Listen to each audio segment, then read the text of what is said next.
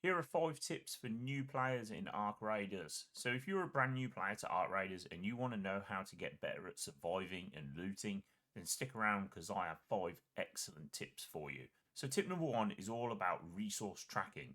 So you need to make sure that you are tracking the resources required to upgrade your workbenches alongside anything else you wish to make from them. To do this, simply head over to your workbench tab, click on the workbench you want to upgrade, and at the top of the screen, click on the level up tab off to the right hand side.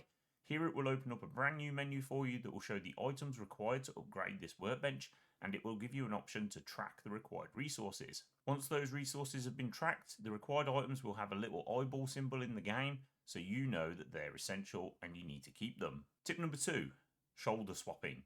So make sure you are using your shoulder swap button effectively and map it to a very accessible button on your controller or keyboard.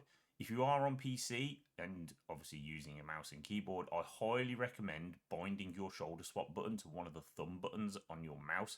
Therefore, it is right there at your fingertips when you need it. The shoulder swap function in this game is fantastic and it allows you to peek around corners with the third person camera, and it can also give you really good cover when you're fighting in combat. Tip number 3, door breaching. So if you breach a door from the very center of the door, you can't really move your camera very much to the left or the right to look behind you.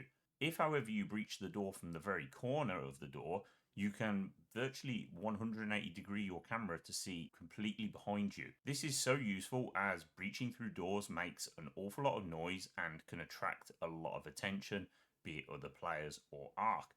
And being able to see much more of your surroundings is incredibly useful. Tip number 4, field of view.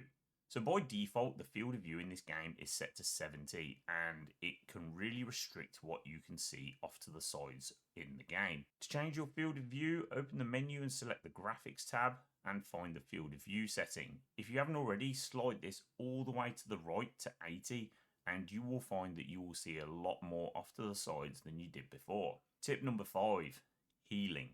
So make sure when you are going into a raid, if you're choosing a custom loadout, you are choosing an appropriate amount of healing items relevant to the gear that you have equipped. If you are taking in level 4 weapons, fully upgraded with loads of attachments and so on, you need to make sure that you are taking in the appropriate amount of healing items.